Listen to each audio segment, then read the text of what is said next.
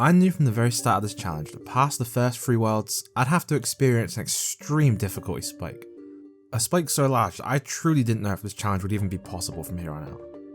Frostbite Caves with only nuts would be the hardest challenge I have ever taken in my gaming career. Freezing winds rendering nuts infertile with no heat producing plants to counter it. This world would be over before I started, except I have a secret weapon. I have amassed a staggeringly large audience rooting for this game to be cleared with just nuts, and I realised that it's in PopCap's best interest I beat this challenge, as it's a pretty good alibi against the pay to win allegations, and plus, I've probably influenced like 10 people to play this game, which at the rate this game pushes ads generously lines the gilded pockets of PopCap. So here's what I did. I emailed PopCap asking them to create a custom plant just for me, a direct counter to freezing, and a way to actually deal with the difficult zombies to come. This nut would be my silver bullet. At first, they responded pretty confused and also called me a slur. But after I threatened to start calling them poopcap in front of my large impressionable audience, they relented and sent me the download files to my one-of-a-kind, exclusive to me, ultra premium walnut, the Explodo Nut. Oh, and I also have the gum nut now, but I just pirated that one. This is part 4 of my journey to beat all of Plants vs Zombies 2 of just nuts. Make sure to watch the rest of the challenge if you haven't, and thank you so much for all the love and support on this series. Let's get into it. Day 1 introduces us to the first and much less frustrating world gimmick of Frostbite Caves, the sliding tiles. I really like these. I've never actually played this world before, as I originally stopped playing around the time Dark Ages was the newest world, so this is all new to me, but I found the sliding tiles really made for some interesting level designs. I'm not really sure what the tiles were supposed to be thematically though. Maybe they're supposed to represent drifting glaciers, or maybe I'm just really overthinking it. Either way, I really like them. Peanut Spam was able to carry this level, but that may well be the last time I'm ever able to say that. Day 2 introduces the other and much more annoying gimmick, freezing winds. We start the level with some frozen nut friends, which allows me to demonstrate the raw might of the Explodo Nut, freeing frozen plants whilst obliterating any zombie in its path, whilst costing the same as a regular walnut, whilst recharging in a fraction of the time. Yeah, this guy is busted beyond anything I've witnessed in this game so far, but it's cool to finally have a powerhouse on the team.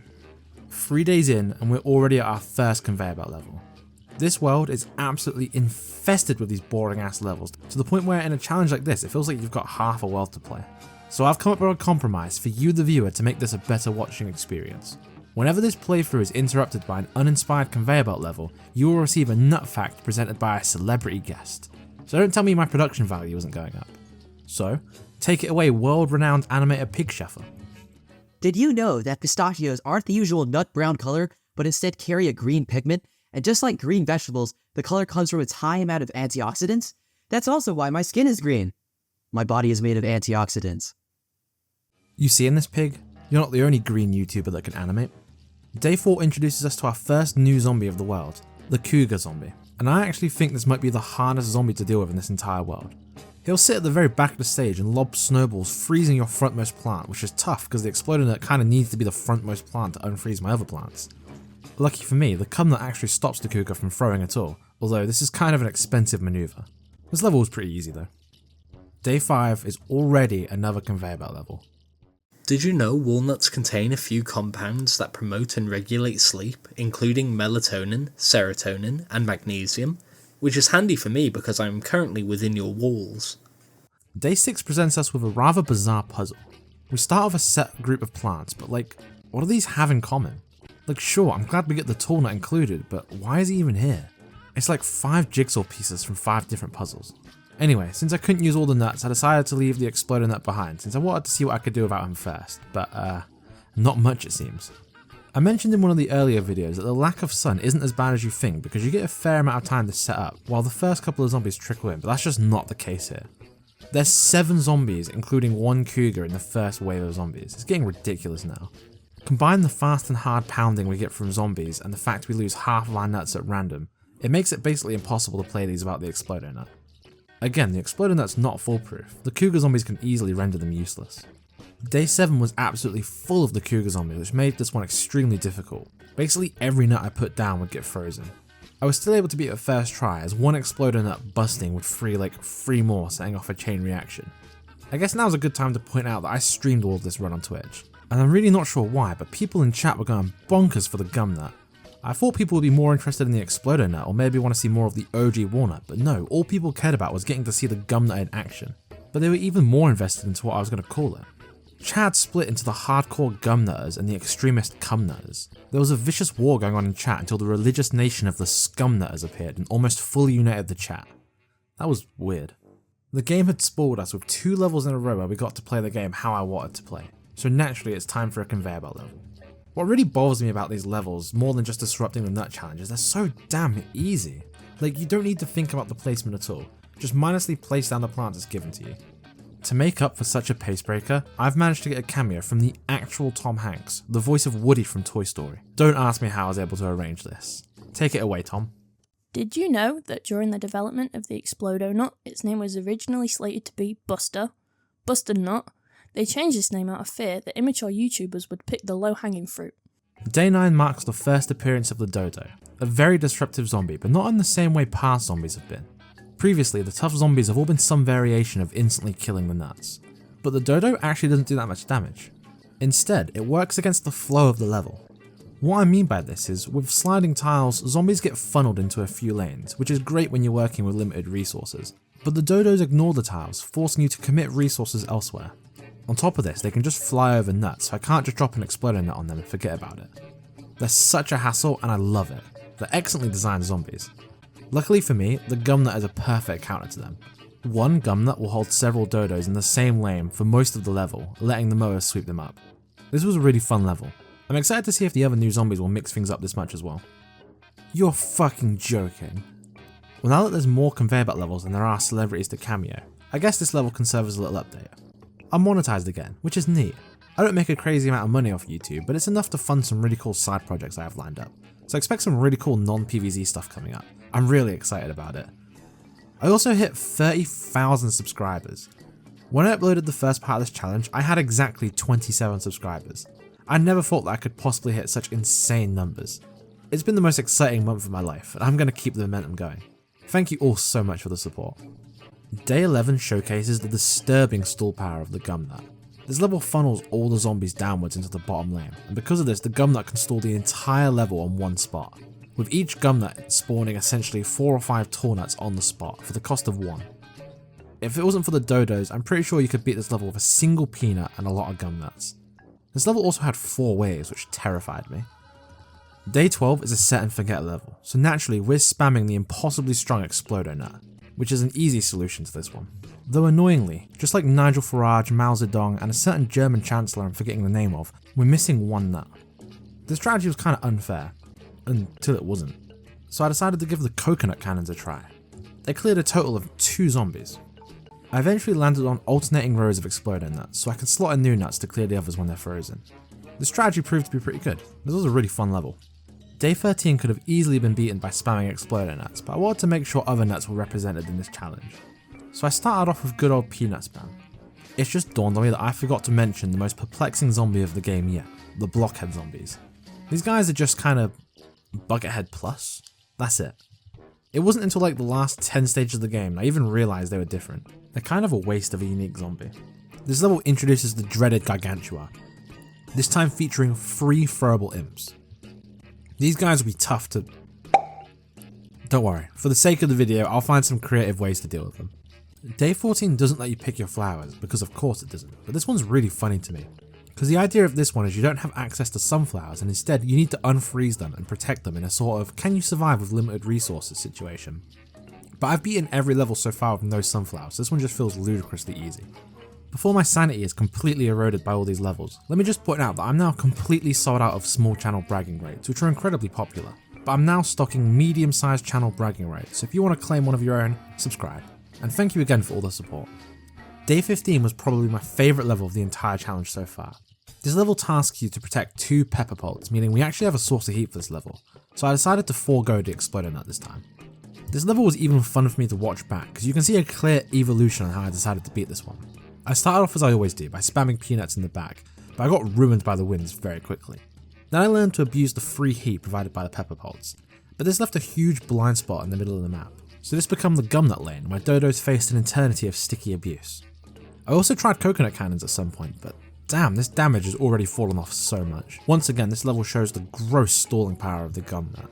You can catch like 10 zombies in one spot and they're not going anywhere. Is there any plant in the game that can rival this stalling power? Its plant food effect's pretty bad though. The only weakness of the gum nut is once a trapped zombie is slain, the gum disappears, and the gum nut's plant food makes it spread its filth across the map randomly, so more often than not you're just going to hit a couple of brown coats.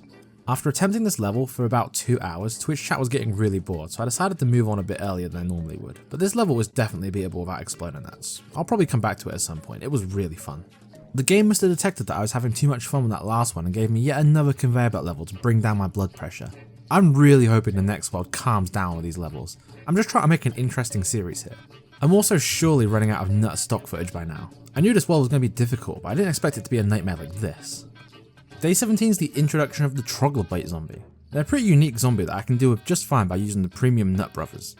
This level is really bizarre, because you start with frozen foam shrooms, which I'm guessing is some kind of counter to the troglodyte. Except, even if I wasn't doing this challenge, I wouldn't have access to them yet. Plus they look really bizarre in the frozen wastelands, they just look out of place.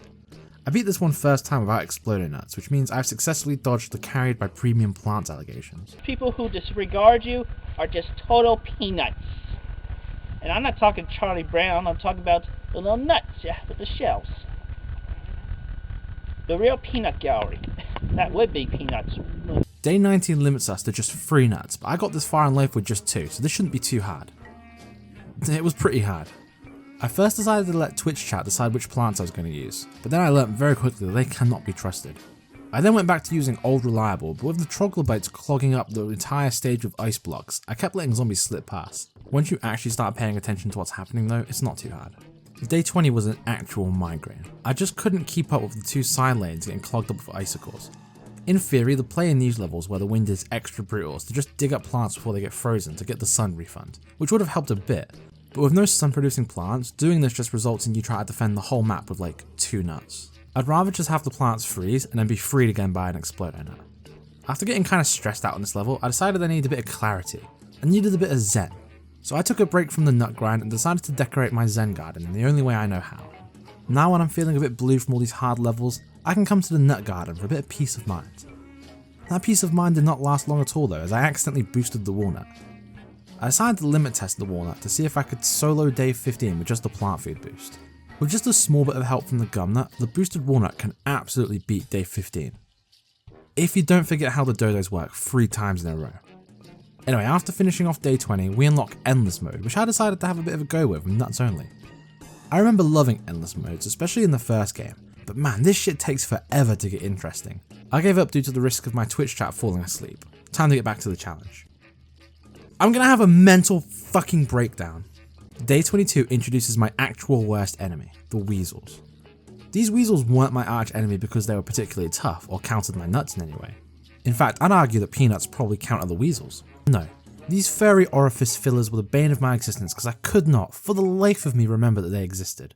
I think it's because unlike the chicken wranglers, there's a short delay before they're summoned, and I'm 90% sure they would just randomly spawn for no reason. I was also having to balance this ultra intense gameplay with reading my Twitch chat, which is harder than it sounded. On my first attempt, I got absolutely trolled by a crocodile that triggered weasels off screen when I wasn't expecting it at all. And my next attempt after that was even worse, in which I learnt the weasels spawn on death as well. Thanks to patented Twitch technology, you can actually hear my reaction to discovering this detail. Not even close to being a challenge. This was so easy. I got good, yeah, I got good. Fuck. No! No! Oh. Guys, I gotta get started on that Discord. I think I may have just actually proven myself to be king of the fucking dimwits. After running it back once more, we beat this level without using the exploder nut, and the guest appearance of the coconut cannon.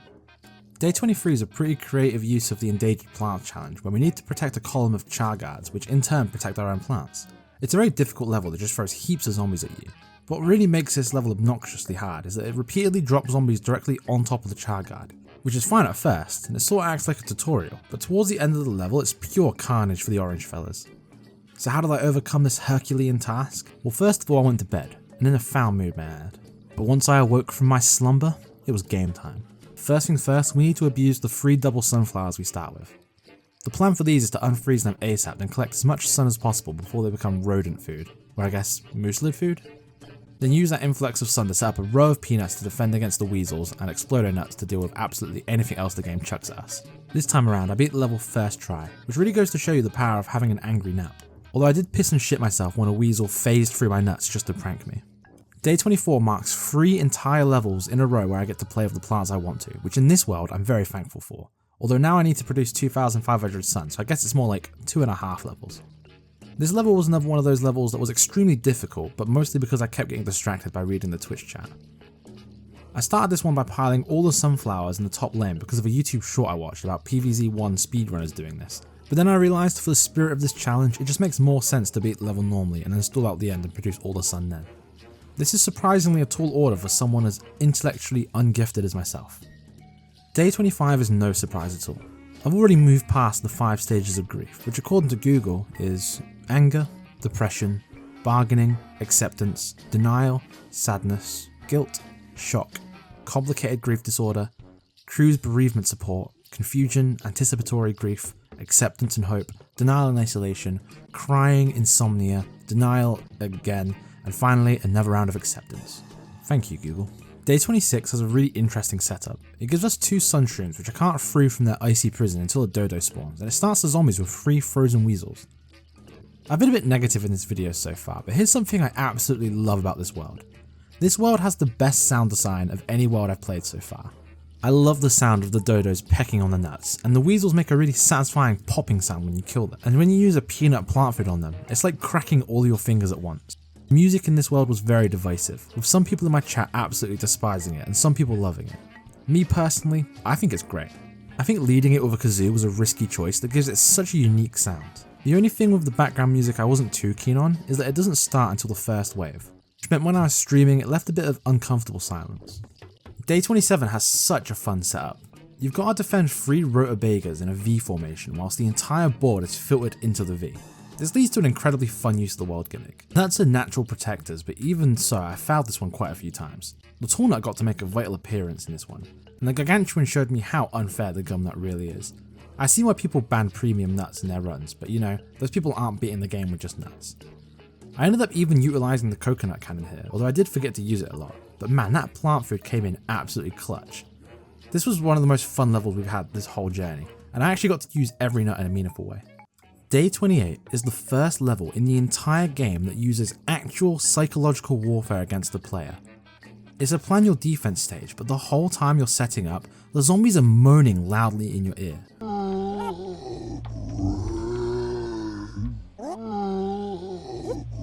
I'm trying to organise my nuts here whilst Buddy over there stroking his shit. First, I wanted to try my old reliable strategy. I knew it wouldn't work, but I wanted to see how much the difficulty has really decreased. It was a disaster. The next setup I tried was an armada of coconut cannons. This attempt was extra sad, just showing off how little damage the coconut cannons really do. Next I tried 1 row of peanuts to deal with the chaff, and alternating rows of explodo nuts so I had some leftover sun for additional explodo nuts to free the frozen zombies, but I just kept failing the weasel reaction check. Then finally I came up with my ultimate defense, the explosive chessboard. With this setup I had so much sun left over to free any frozen plants. It still took a couple of tries with this setup, because this level is just brutal, but we did clutch out with the alternating nuts. This level was just so much fun. Now it's time for day 29, the last challenge of this world. I really hope it's as fun as this one was. I just need to know, what was the thought process behind making the penultimate level of this game an agonizingly easy level in which you don't even get to pick your plants? I did try to beat it with just walnuts, but it went exactly how you expected it to. I didn't realise this was the final level of the challenge when I was actually playing it, and my reaction to figuring it out says it all. Wait, what the fuck? That was the penultimate one? That was the last one? You're joking! We didn't even get to use nuts! No! No, that's fucking miserable. You're fucking with me. That was the final level. What? Oh, this video is going to be a disaster. This video is going to be such a disaster. This video is going to end my career. Oh my god. I'm getting cancelled on this one, dude. There was like fucking 5 levels in here I could use my nuts, and I use Exploder Nut for all of them. I'm cancelled. I'm over. I knew I had to do something to make this video interesting, but there was no more nut fun left to have. So for this world only, we have a side quest. We're going to attempt to speedrun the Zomboss. There's no rules, we're just going to kill him as fast as humanly possible. On my 3rd attempt, we smashed the world record. I challenge anyone who made it this far into the video to try and beat my time on this.